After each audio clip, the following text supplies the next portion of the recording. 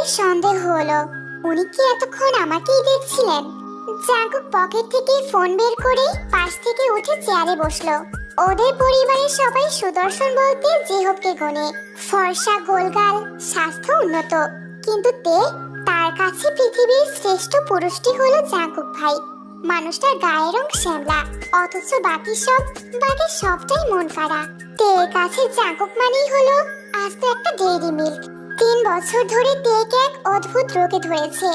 Jungkook বকলে ধমকালেও কেমন গায়ে লাগে না, মনে হয় যেন ভালোবেসে ধমক দিল সে। না, এভাবে চললে বেশি দিন বাঁচবে না ও। এই নিষ্ঠুর জাঙ্কুকের প্রেমে শহীদ হবে নিশ্চিত। তে খেয়ে দিয়ে প্লেট গুছিয়ে টেবিলে রাখলো। খাওয়া শেষ। শুধুমাত্র প্রথমবার তোকে মেরেছি বলে খাবার এই অবধি আনলাম, তাই বলে ভাবিস না আমি বলবো যে মেরে ভুল করেছি। পরের বার যদি এরকম কিছু শুনি বা দেখি, আমার থেকে খারাপ কিন্তু কেউ হবে না।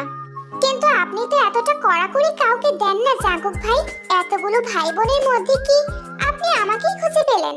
তে খুব করে চাইলো জাঙ্কুক একবার বলুক, হ্যাঁ পেলাম, কারণ আমি তোকে ভালোবাসি, আর কাউকে নয়। এবারেও জাঙ্কুক তাকে আহত করে জবাব দিল, হ্যাঁ, তোর মতো বাকিরা তো বাদর নয় যে প্রেমপত্র হাতে করে বাড়ি ফিরবে। এতটা পাকামো এই বাড়ির কোনো ছেলেমেয়েরাও করেনি। বয়স 17, অথচ প্রেম ভালোবাসা বোঝে। ইস্টে পাকা একটা। তে দীর্ঘশ্বাস ফেললো।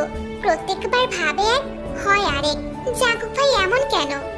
জাঙ্কুক উঠে এলো, ড্রয়ার থেকে ওষুধের বাক্স বের করে খুঁজে খুঁজে ওষুধ ছিল। রাত অনেক হয়েছে, খেয়ে ঘুমা, সকাল হতে হতে ব্যথা সেরে যাবে। তে একবার ওষুধ দেখলো, আরেকবার জাঙ্কুককে। এতক্ষণ ভাবনায় এতটাই মজে ছিল যে খেয়ালই করেনি। এর মানে জাঙ্কুক ভাই ঠিক বুঝেছেন, সে ব্যথা পেয়েছিল তখন। জাঙ্কুক ভাই তার ব্যথা বোঝে, ভালোবাসার কথাও কি বুঝতে পারে? সে রাতটা তের ভালো কাটার কথা ছিল, অথচ কাটেনি। পুরো রাতটা ছটফট করতে করতে কেটে যায়। উঠেও তে বেলা করে।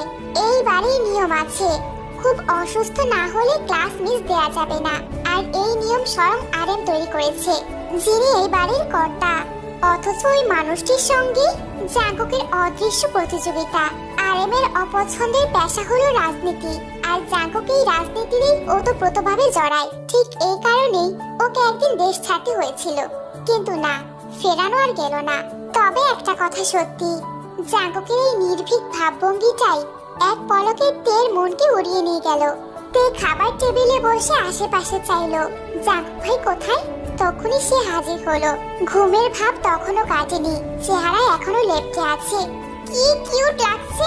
তের ইচ্ছে হচ্ছে গালগুলো গিয়ে টেনে দিতে। এদিকে তে তাকিয়ে আছে সামনে বসা জাঙ্কুকের দিকে। ইহজগতের কোনো কিছুতে আগ্রহ দেখা যাচ্ছে না, এক মনে খাচ্ছে শুধু। তখনই জিমিন তের পাশের চেয়ারে এসে বসে। আম্মু, আমাকে 1 কাপ চা দাও। শুধু চা খাবি কেন জিমিন? নাস্তা করবি না? না ছোট মা, আমার পেটের অবস্থা ভালো নয়, আপাতত স্যালাড খেয়ে বেঁচে আছি। সে কি, আমাদের তো কিছু বলিসনি। সামান্য ব্যাপার তো, তাই। তোর পড়াশোনার কি খবর জিমিন? এই এতক্ষণে কথা বলল জাঙ্কুক। এতেই যেন তের মন ক্ষোভে ছেয়ে গেল।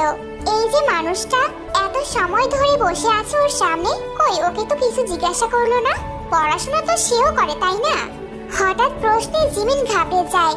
এই তো ভালো ভাইয়া, তোর ক্লাস শেষ হয় কখন? 1টায়। কাল বাড়ি ফিরলি 4টায়। কোথায় গিয়েছিলি? জিমিন ভরকে গেল, কি বলবে বুঝে উঠতে পারছে না। রাস্তায় জ্যাম ছিল ভাইয়া। রাস্তার জ্যাম নদীর পাড়ে থাকে না, ফুচকা খেলে ভালো জায়গা থেকে খাওয়া উচিত, তাহলে আর দরকার হবে না স্যালাইনের। জাঙ্কুক মুখ মুছতে মুছতে উঠে যায়, তার খাওয়া শেষ। জাঙ্কুকের কথাগুলো শুনে রান্নাঘর থেকে জিন ছুটে আসলো। চট করে জিমিনের পিঠে টুম করে থাপ্পড় বসিয়ে দিল। এই তোর এক্সট্রা ক্লাস? আসুক তোর বাবা, ক্লাস শেষে ড্যাং ড্যাং করে ঘুরে বেড়ানো পার করবে এবার। পাশ থেকে জিসু বলে ওঠে, থাক থাক আপা, ছোট মানুষও, ব্যাপারগুলো বাকি সবার মাথার উপর দিয়ে যায়। ছেলে আসামি বানিয়ে রেখে গেছে, আর মা উকিল হয়ে বাঁচাতে আসছে। আমার হবু শাশুড়ি মা কিন্তু ফার্স্ট ক্লাস। বিয়ের পর জাঙ্কুক ভাইয়ের সাথে আমার ঝগড়া হলে এইভাবেই মিটমাট করিয়ে দেবে নিশ্চয়ই। তে কলেজ ব্যাগ পিঠে চড়িয়ে উঠে যেতেই জেহব পেছন থেকে বলে, তে দাঁড়া, আমি যাব। আপনার অফিস তো উল্টো দিকে ভাইয়া।